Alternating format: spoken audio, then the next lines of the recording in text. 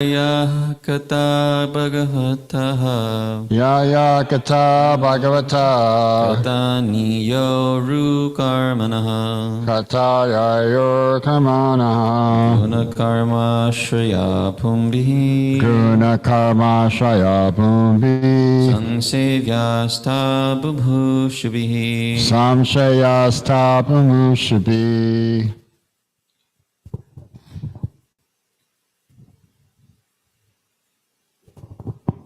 Ya ya kata bhagavata Yaya kata bhagavata kata niyoru karmanaha kata nayor karmana guna karma shriya pumbhi guna karma shaya bhumbi Samsevyasta bubhushubihi samshayasta pamushabi.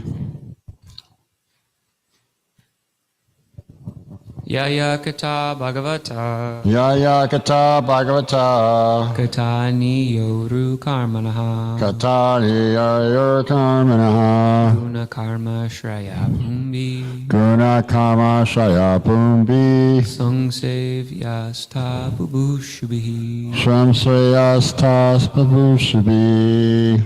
Yaya Kata Bhagavata Yaya kata bhagavata Katayani Yorum Karmanaha katana yayor karmana Gunakarma Shaya Pumbhi guna karma shayas bhumbi Sangshevyastha Bubhushubihi samshayasta pamushabi.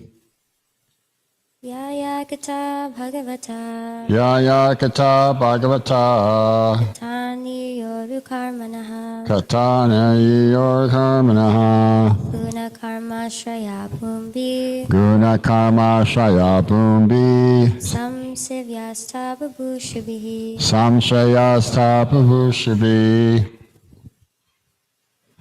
Yaya Kata Bhagavata Yaya kata bhagavata Tani Yoru Karmanaha katani yayor karmana Guna Karma Shraya Bhumbihi guna karma shayas bhumbi Samsevyastad Babhushabhihi samshayasta pamushabi. Yaya Kata Bhagavata Yaya kata bhagavata Katani Yoru Karmana katani yayor karmana Guna Karma Sreya Pumbi guna karma shayas bhumbi Samsevyasta Bubushabi samshayasta pamushabi.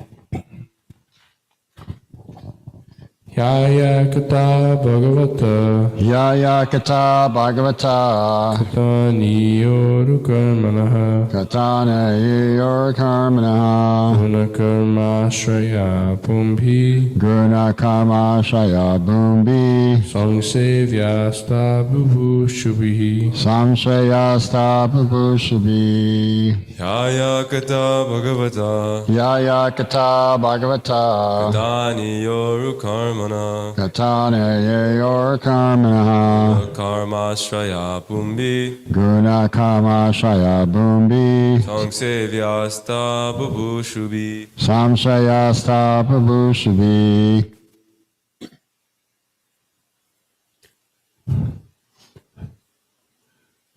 So that's everyone chanted, anyone online? Was it the word by word synonyms? Yeah, whatever. Yeah, whenever. Katha, topics. Bhagavata, about the personality of Godhead. Katanaya, what to be spoken by me. Guru Karmanaha, of him who acts wonderfully. Guna, transcendental qualities. Karma, uncommon deeds. Ashraya, involving. Bhumi, by persons. Samsreya, ought to be heard. Ta, all of them. Vibhushubi, by those who want their own welfare. Translation and purport by His Divine Grace A.C. Bhaktivedanta Swami Srila Prabhupada. Those who are desirous of achieving complete perfection in life must submissively hear all topics that are connected with the transcendental activities and qualities of the personality of Godhead who acts wonderfully. Purport: the systematic hearing of the transcendental activities, qualities, and names of Lord Sri Krishna pushes one towards eternal life. Systematic hearing means knowing Him gradually in truth and fact. And this, knowing Him in truth and fact, means attaining eternal life, as stated in the Bhagavad Gita. Such transcendental glorified activities of Lord Sri Krishna are the prescribed remedy for counteracting the process of birth, death, old age, and disease, which are considered to be material awards for the conditioned living being. The culmination of such a perfectional stage of life is the goal of human life and the attainment of transcendental bliss. So these are nice verses. This is the recommendation of Suta Goswami. He's speaking to Sanatana Goswami, and all the Vaishnavas assembled there in Namasaranya for the second time to hear Srimad Bhagavatam. I'm very much pleased by hearing the magnanimous activities of Maharaj Pushkar. And towards the end of the next chapter, Maharaj Pushkar, he inquires from Sukadeva Goswami, is that what should be done, what should one hear, see or hear, what activity should be done when one is approaching at the end of their life. So this is the remedy here, is to hear Srimad Bhagavatam and hear the glories of the pastimes of the Lord and of the qualities of the devotees of the Lord. Because that's the content of Srimad Bhagavatam, is that it contains all of the Vedic truths as the selected Puranas that Srila Vyasadeva had compiled to Srimad Bhagavatam. And Sukadeva Goswami had heard that from his father, Srila Vyasadeva. All of these sages who assembled at the forest of Namasaranya, they all agreed that the best sacrifice to be done is to hear Srimad Bhagavatam, hear the glories of the pastimes of the Lord in detail, like that. So that's the remedy to counteract the age of Kali Yuga.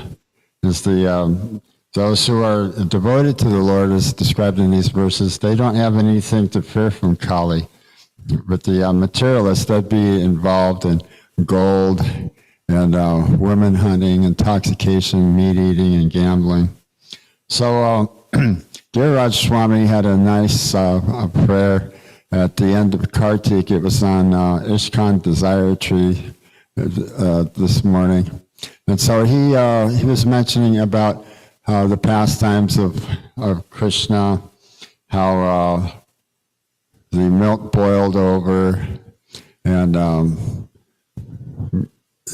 he was mad at Mother Yasoda when Mother Yasoda went to the kitchen. And so the whole episode is he was tied to the wooden grinding mortar, and he delivered the sons of Kuvera, who was at Manigriva and Sugriva. Nalakavera, Manigriva, Nalakavera. We studied this, we read about this in 10th canto of Srimad Bhagavatam.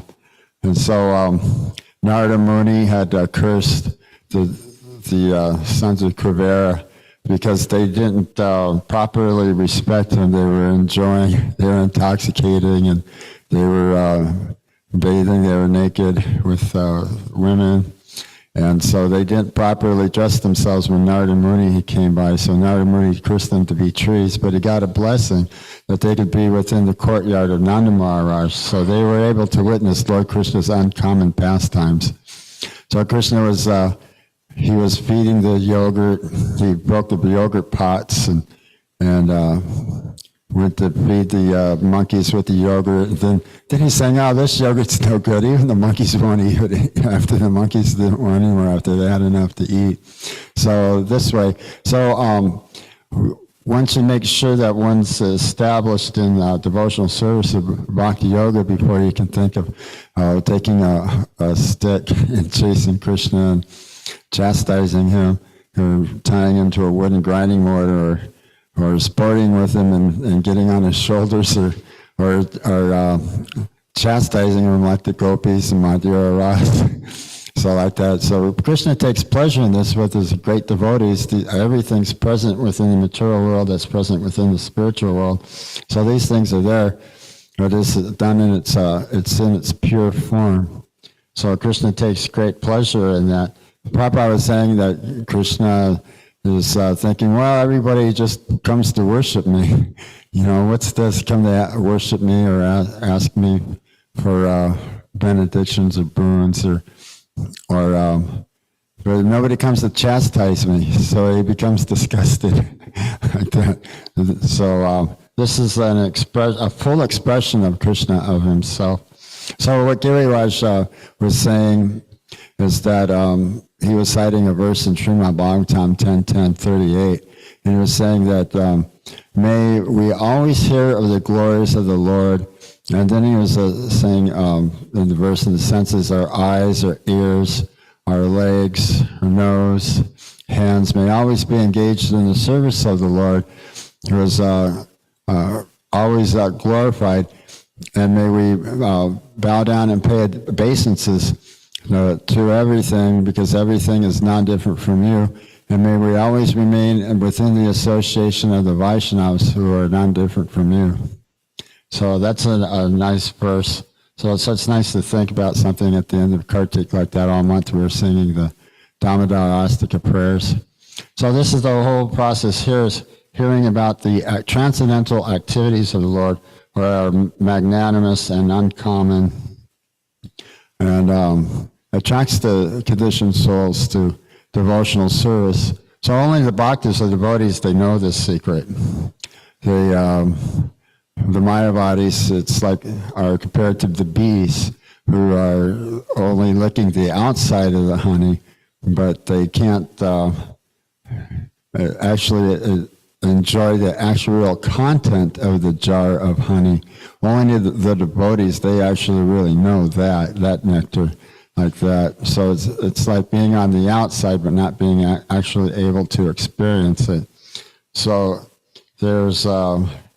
I had listened to the Krishna book a while back, and I was thinking about this. I was listening in sections. You had a question? Maharaj has a statement? Or? When you're ready, it's okay. You finish your story. Oh, okay. So, I was listening to Krishna book, and then I was thinking, I listened to it in sections, and I was thinking about and memorizing like what I'd actually heard. So Krishna, he's entering into the forest and the trees and the bushes and the plants and everything. They were compared to like the Mayavadis, and there was the nice description there given, nice, pleasant, favorable breezes. And Krishna and the cowherd boys, Jai Gaur Nitai Ki Jai. So Krishna and the cowherd boys, they were sporting, they were imitating the animals, and they were running with the animals, and like the animals when the animals were fleeing from fire. And so then when they were fatigued, they were laying under a tree, and Krishna was massaging Balaram, and Balaram was resting on Lord Krishna's lap. And so the cowherd boys, headed by Sridhar, they had mentioned, let's go to the Talavan forest. I heard that there's some very wonderful sweet fruits there and very nice fragrances. So they all agreed to go there to the Talavan forest immediately, right away. But he said the only drawback is that there's a demon there, right, who keeps people out of the forest. So Krishna had agreed that, so they all went. And so when they got there, then all of a sudden there was the rumbling and the thunder and the shaking of the ground, and there's the Akashi demon, a big, he was a Danakasura, right? He was like a big donkey, big ass, right? And so Krishna, he just simply grabbed him by the hind legs and swirled him around and threw him up on top of the trees. And so that infuriated all the rest of the demons in the forest. So then stampeding and trampling and more thundering and shaking. And so Krishna and Balaram, they took all of the donkey asses and threw them all in the trees, and the trees were all falling down tumultuously, making a tumultuous sound like that. So, I think about this chapter, and I think about that. So may we always think of Krishna and Krishna's pastimes within our mind, as recommended here by Sita Goswami and Sukadeva Goswami, by Srila Vyasadeva and his mercy. So Maharaj, he wanted to speak? Yeah. The unfortunate thing is that many people don't have attraction to hearing about the pastimes of the Lord, and so they just don't want to hear. They don't have the time for it, they think. So that's confusing, because everyone's supposed to be attracted to Krishna, and Krishna means all attractive. So why aren't people attracted to Krishna? Is that a question for me? No, I'm going to answer it. The answer is that, like iron filings are all attracted to a powerful magnet. When a magnet moves one way, they follow. So the living entities can be compared to like iron filings, and Krishna is the supreme powerful magnet that attracts everything and everyone. But when iron filings are left in the water, then they get corroded, and their natural attractiveness, magnetic nature, is lost, and they're no longer attracted, even if a powerful magnet is present, because of the corrosion. The process then is to get the corrosion off again. If one can scrape off the corrosion and get down to the original attractive portions, then the nature comes out and they become attracted to Krishna. So in the same way, if we scrape off the corrosion in our hearts by chanting the glories of the Lord, especially Chaitudharpada Marjanam, then we'll start to become attracted. And when all the corrosion, or a good amount of the corrosion, is gone, then we can appreciate Krishna and everything about Krishna, his name, his fame, his pastimes, and entourage. So the process is to chant and hear about Krishna. And it may appear bitter in the beginning, just as sweet things appear bitter to the jaundiced patient. But nevertheless, that's the doctor's recommendation. So if one takes it on faith, then gradually he'll become cured of the disease. So that's how we can all become cured of the disease, and we wonder why we're not attracted to Krishna's pastimes or Krishna's chanting his name. It will gradually come back, but we've been in the water rotting and getting all corroded since time immemorial in the material world, and it takes some scraping and some time to get free from that condition. Thank you. Yeah, that was very informative, very enlightening.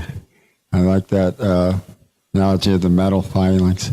So yeah, we've been in the material world a long time, through 8,400,000 species of life since time immemorial.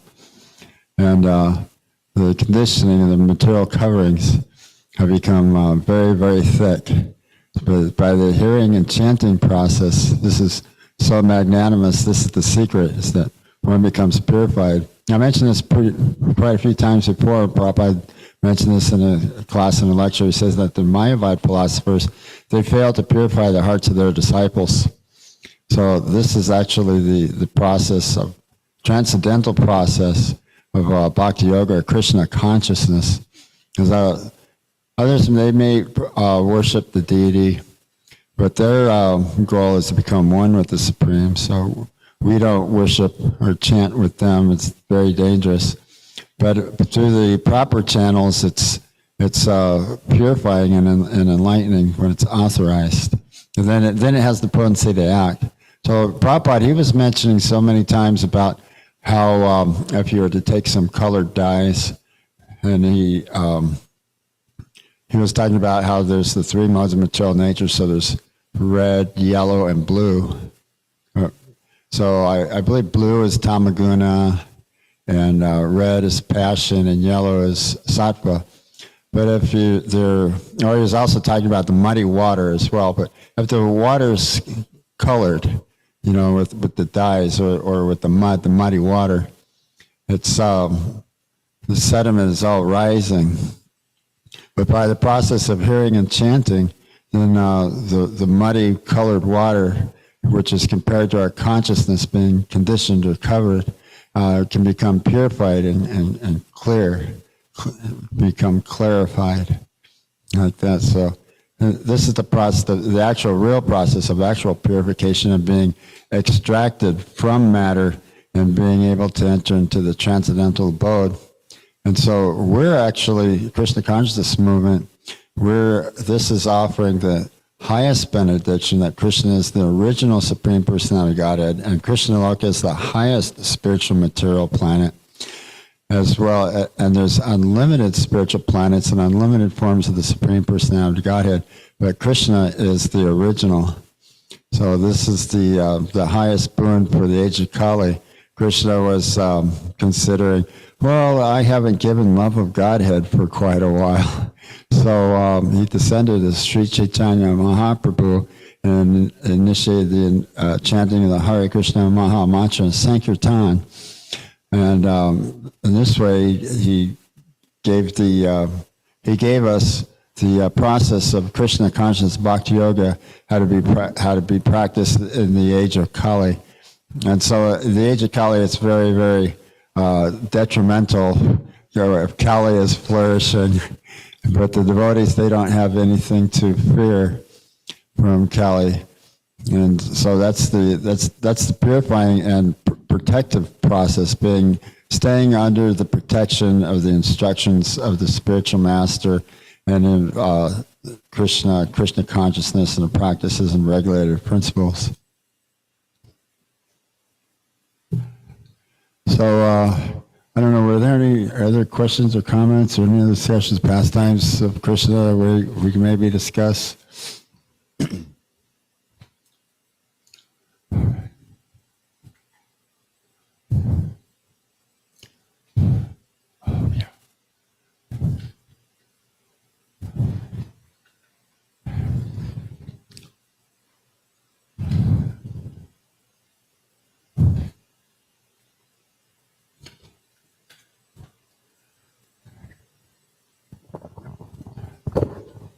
Thank you for your class, Prabhu.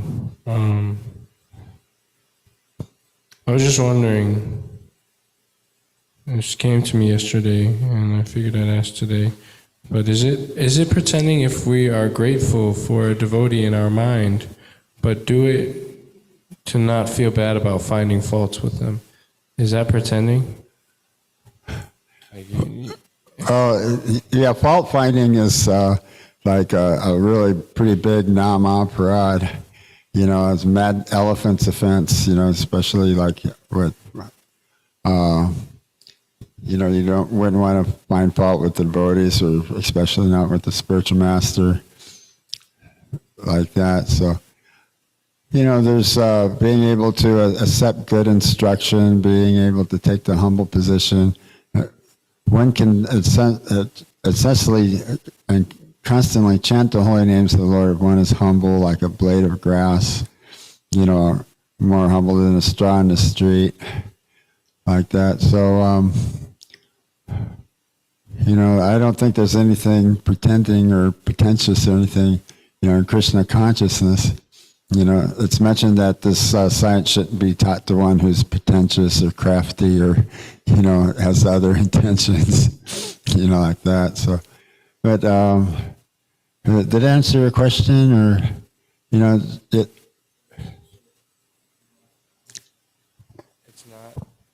pretending to be grateful for someone? Oh, grateful? Oh, well, being grateful is like kind of an easy thing. Even if you feel like you're not sincere about your gratitude.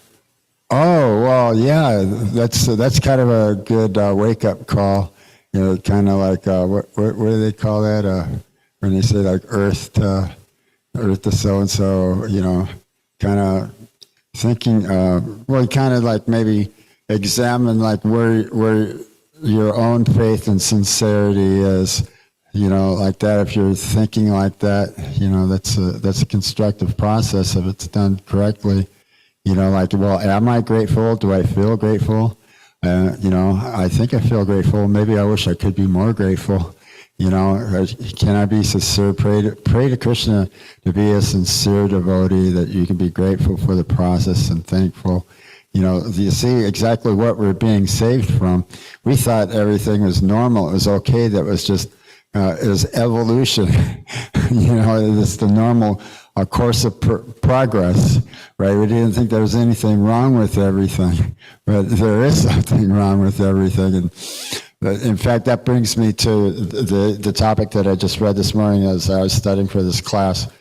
I looked up the first chapter of Canto 2 because there weren't any classes on chapter 18 and 19 here in the first canto of Srimad Bhagavatam. So the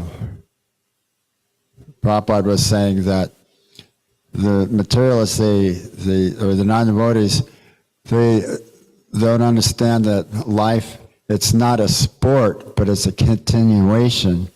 And that everything is tested at the time of death, and that one will be going to their next level, their continual existence, that they have another destination, right? And that's according to our accumulated consciousness, you know. So this is actually an artificial standard of society, right? We see exactly what we're being freed from. And all the Prabhupada was saying that the demons, the materialists, the politicians, they like to be in anxiety. They create a situation of anxiety, and then they become the hero to solve it. Like that, Prabhupada was saying, it's problems after problems after problems. Even in 6th canto of Srimad Bhagavatam, Prabhupada was saying that the karmis, the materialists, all of their remedial measures are all temporary, like that. So there's just another problem. But everything, like meat eating, and one has to take birth again as animals. And the danger is that Prabhupada was saying that one might be taking birth as animals in the ranches for human consumption, for slaughter. But one suffers in hellish conditions for every hair on the animal. And in the Kali Yuga, we're seeing that this is taking place practically 3 times a day, and there's so many restaurants and fast food places. The Prabhupada was saying the devotees, they're no longer attracted to going to sweetmeat shops, restaurants, cinemas, naked dance shows, like that, you know. So, Jai Gaur Nitai Ki Jai. You know, so we can really be thankful that our next destination is very, very dark. That more sins are committed within the Kali Yuga than could possibly be atoned for. And we're already, this is explained in Nectar of Instruction about the karma seeds. There's karma that's fructified, and there's karma that's still dormant, and there's karma in the making. So that was another point that Prabhupada made, is that, it was in Bhagavad Gita. I looked this up because I was listening to this. I wanted to look at chapter 3. Krishna was saying that how it's described in the purport that the Vedas are described as being emanated from the breathing of Lord Narayan or Krishna. But Krishna says, like, acts or sacrifices in the Vedic instructions are directly being emanated from him, and that the Supreme is situated in acts of transcendence and sacrifice. So I want to look at it because I'm going, well, that's the secret. The supreme is contained within the acts of sacrifice. So we're performing the ultimate sacrifice in bhakti yoga and devotional service. So the supreme is situated in that. But Prabhupada was saying in the purport that everything other than the Vedic principles, right, are all vikarma, or actual sinful activities. Like that. So that's how the karma seats. There's karma, akarma, and vikarma. So vikarma is our adverse fruitive reactions, and akarma are those actions which purify our karmic reactions. And then there's specific karma, which is the fructification, what one is actually experiencing now. So, you know, if we can imagine, since time immemorial, we've been in the material world and we've been covered and conditioned, you know, like the metal filings, you know, but by the hearing and chanting process, although it may be difficult or distasteful in the beginning, Krishna is all attractive, so everyone's attracted to Krishna, except for when you're materially conditioned, and the demons, they're adverse to Krishna consciousness or adverse and envious of Krishna. But that's not a good position to be, because Krishna is the Supreme Personality of Godhead. Everything emanates from Him. So it's in one's actual real best interest, or the best interest of the soul, is to take to the Krishna conscious practices. Prabhupada said, even in the beginning, we invite people to come and hear and chant with us. So, and take Krishna Prasad, you know, hear Bhagavad Gita, Srimad Bhagavatam. So, you know, in the beginning, start to take to the process of Krishna consciousness. Then one becomes more serious. We mentioned that process, right? There's faith and association, and then bhajana kriya. One becomes more serious and seeks initiation. So, you know, we turned our whole lives around a whole 180 degrees. And we're fortunate that we've been able to accept this process that we've heard, and we can actually understand this, whereas the non-devotees, the impersonalists, the yogis, the meditators, you know, the scientists, the philosophers, the politicians, they just don't understand this, you know, but due to their covering and their conditioning. Like that, but there's great value in this. Not that there isn't any value. It's just another religion, you know. Politics and religion, they're saying don't mix. So if you want religion, then go to a religious institution. But we're the lawmakers, like that. We're the governors, you know, and the guiding principles. But the guiding principles was a Raja Rishi. He was a great saint, and he was able to govern the whole world on God conscious principles. So, you know, instead of one's greed and lust and like that, there's like a whole nother principle involved. Because where was I seeing or hearing this, where they were stating that all the governors, the senators, your prime ministers, the presidents, how nothing's actually really solved, but they're just simply all greedy. They're all just a whole bunch of old men that are still trying to maintain their position. But their position is actually like their positions is actually really unfair. You know, how they're actually thieves, organized thieves, like that Prabhupada was mentioning. So I guess we're just about out of time. Was there any other questions or comments? You have a question?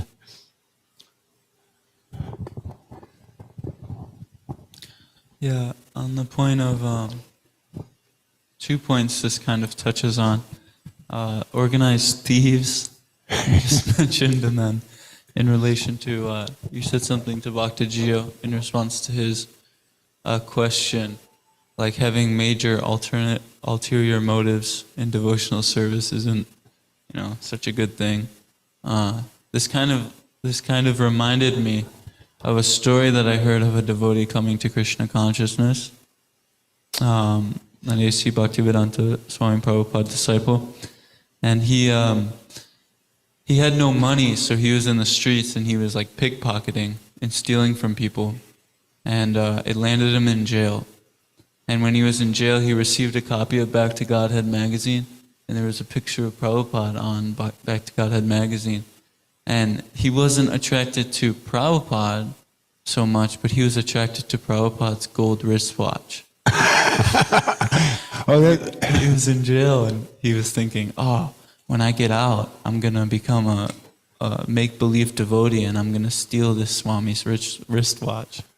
So he became he posed as a devotee when he got out of jail, and he became like a fake disciple of Prabhupada. And basically, he met like Giriraj Maharaj, and Giriraj told him, oh yeah, Prabhupada is at this place in India right now. Like you could go there and you could meet him. And so he like ended up getting a ticket somehow, and he ended up like facilitating a meeting with Prabhupada. And upon meeting Prabhupada for the first time, he paid his obeisances, and he went to talk to Prabhupada, and immediately Prabhupada took off that gold wristwatch, and he said, here, I want you to have this. And the guy was just like stunned. And like he's like, I don't want your wristwatch, Prabhupada. He's like, that desire was like purified, and he no longer wanted the wristwatch from Prabhupada. But Prabhupada said, no, I insist you have it. And so he accepted it as a gift from His Divine Grace. And then later, the story goes on, and Prabhupada had made halava for this devotee. And he honored it, and he really started taking up cooking because of tasting Prabhupada's halava.